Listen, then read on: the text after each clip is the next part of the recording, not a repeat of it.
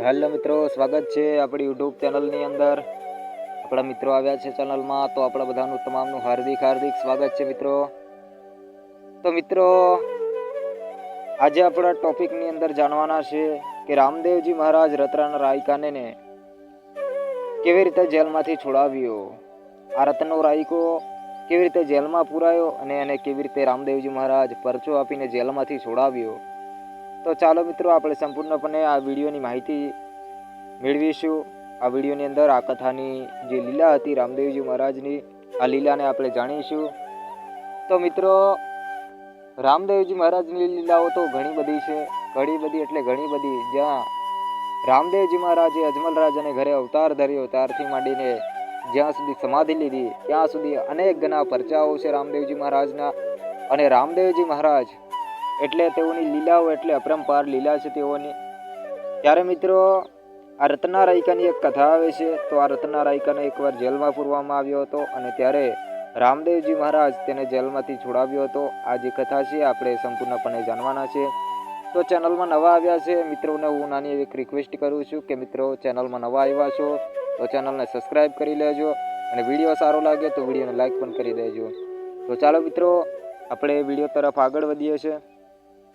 તો મિત્રો, જે તે સમયે રણુજામાં રામદેવજી મહારાજની યુવાની આવી અને રામદેવજી મહારાજને જ્યારે લગ્ન લેવાના થઈ ગયા ત્યારે પિતા અજમલજી અને માતા મિનળદે ને ખૂબ જ હરખ થયો કે હવે તો આપણા રામદેવજી યુવાન થઈ ગયા છે ને રામદેવજી મહારાજને હવે પરણાવી દેવા જોઈએ આપણે। ત્યારે મિત્રો, આપણને ખબર જ છે કે રામદેવજી મહારાજને મેળવવા માટે અજમલજી રાજા ખૂબ જ પ્રાયશ્ચિત કર્યું હતું તેઓએ, અને ત્યાર પછી જ તેઓએ ભગવાન રામદેવજીને મેળવવા માટેનું પ્રાયશ્ચિત પૂરું કરવા માટે દ્વારકા ગયા હતા અને દ્વારકામાંથી આ ભગવાન નારાયણ દેવોને મળ્યા હતા અને નારાયણ સ્વયં આવ્યા હતા। ત્યારે તેઓને એટલો બધો હરખ હતો કે રામદેવજી 5 વર્ષના બાળક થઈને આવ્યા હતા અને તેઓ હવે યુવાન થયા છે। ત્યારે તેઓને પરણાવવાની વાત આવે ત્યારે અજમલ રાજા અને માતા મિનળદે તેઓની ખુશીઓનો કોઈ પાર નથી અને આખા પોખરણગઢની દરા પર આખા આ રાજપંથકની અંદર કોઈ ખુશીઓનો પાર નથી, કારણ કે હવે રામદેવજી મહારાજના લગ્ન લેવાના થઈ ગયા છે। ત્યારે રામદેવજી મહારાજના લગ્ન લેવાના થયા અને ગામે ગામ નોતરા નાખવામાં આવ્યા, લગ્નની તૈયારીઓ શરૂ થઈ ગઈ। ત્યારે રામદેવજી મહારાજ કહે છે કે આપણે સગુનાબાને નોતરું નાખવા કોણ જશે, તેમને તેડી આવવા માટે કોણ જશે। ત્યારે રામદેવજી મહારાજ આ ચિંતા કરે છે અને આ ચિંતા કરતા કરતા અજમલ રાજા અને માતા મિનળદેને આ વાત કરે છે। ત્યારે તેઓ પણ કહે છે કે હા, આપણે ખાલી ત્યાં નોતરું એટલું નથી નાખવાનું, ત્યાંથી આપણે સગુનાબાને તેડી પણ આવવાનું છે, કારણ કે હવે તેઓના વીરના લગ્ન છે। ત્યારે આ જે લગ્નનો જે શણગાર હતો, બધો તૈયારીઓ જે હતી એ ફટાફટ થવા માંડી હતી અને રામદેવજી મહારાજના લગ્નના ઢોલ શરણાઈના સૂરની તૈયારીઓ થતી હતી। ત્યારે રામદેવજી મહારાજ કહે છે કે મા બાપુજી, આપણે સગુનાબાને લેવા માટે કોને મોકલીશું। ત્યારે અજમલ રાજા આ વિષય પર વિચારે છે અને અજમલ રાજા કહે છે કે આપણે એક કામ કરીએ, સગુનાબાને લેવા માટે રામદેવજી મહારાજ તમારે તો નથી જવાનું, હવે તમે એકવાર અહીંયા વરરાજા બની ગયા એટલે અહીંયાથી તમારે કોઈ જગ્યાએ નીકળવાનું નથી।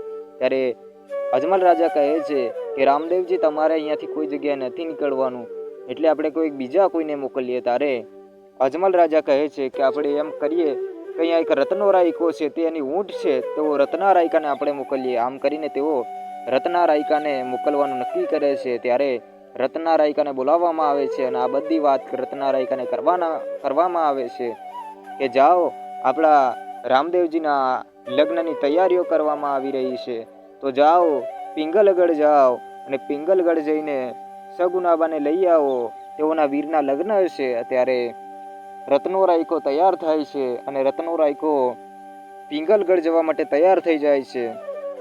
ત્યારે રત્નો રાયકો ઊંટ લઈને આ ઘણો બધો રસ્તો લાંબો છે એટલે હાલવાની તૈયારી કરે છે। હાલતા હાલતા હાલતા તેઓ ઘણા સમયે પિંગલગઢ પહોંચી જાય છે। રામદેવજી મહારાજની કૃપા હતી એટલે આમ તો એને થાક ન લાગ્યું હોય, કારણ કે રામદેવજીની કૃપા જેના પર છે એને કોઈ વાણ વાંકો નથી કરી શકતું।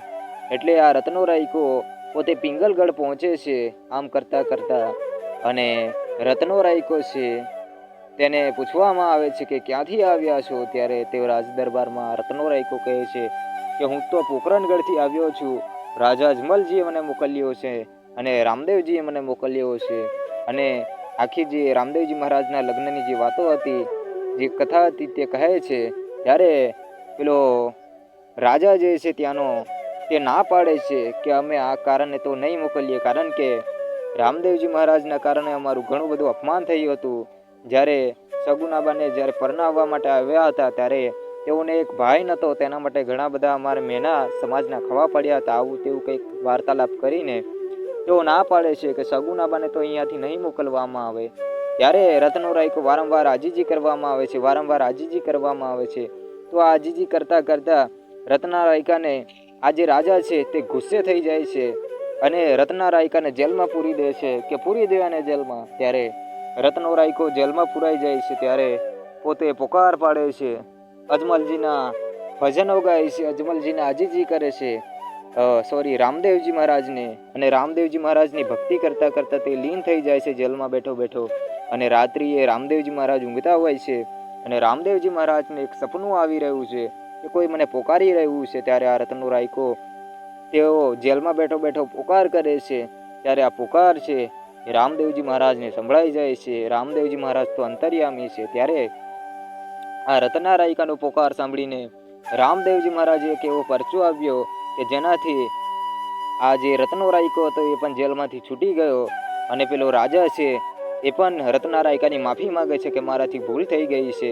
અને આમ કરીને આ સમસ્યાનું સમાધાન થયું હતું. ને આ જ રીતે રામદેવજી મહારાજે રત્ના રાયકાને જેલમાંથી મુક્ત કરાવ્યો હતો પોતાની કૃપાથી. અને બીજે દિવસે બેન સગુનાને લઈને આ રત્નો રાયકો છે તે પોખરણગઢ આવવા માટે નીકળે છે. ત્યારે રામદેવજી મહારાજની કૃપાથી તેઓ હેમખેમ આવતા હોય છે ને વચ્ચે પણ તેઓને લૂંટવામાં આવે છે. ત્યારે પણ દિલ્હીનો બાદશાહ તેઓને વચ્ચે લૂંટ્યા હતા રસ્તામાં. ત્યારે પણ રામદેવજી મહારાજ હાજરા હજુર જઈને તેઓની રક્ષા કરી હતી, તેઓનો લૂંટેલો માલ પાછો અપાવ્યો હતો. આ જ રીતે રામદેવજી મહારાજ છે તેઓના પરચા અમુક અપરંપાર છે, એના જ કારણે પરચામાં પીર ભારી છે એમ કહેવાય છે. કારણ કે પરચા રામદેવજી મહારાજના અનેક પરચાઓ છે, પરંતુ આવા અનેક ઘણા પરચાઓ તેઓએ કર્યા પણ છે. ત્યારે આ જ રીતે રામદેવજી મહારાજ આ રત્ના રાયકાની રક્ષા કરી હતી ને આ જ રીતે રામદેવજી મહારાજે રત્ના રાયકાને જેલમાંથી મુક્ત કરાવ્યો હતો. તો મિત્રો, વિડીયોમાં આપણે જાણ્યું એમ જ રત્ના રાયકાની રક્ષા કરી હતી ભગવાન રામદેવ પીરે. તો મિત્રો, વિડીયો તમને કેવો લાગ્યો? વિડીયો સારો લાગ્યો હોય તો વિડીયોને લાઇક કરી દેજો.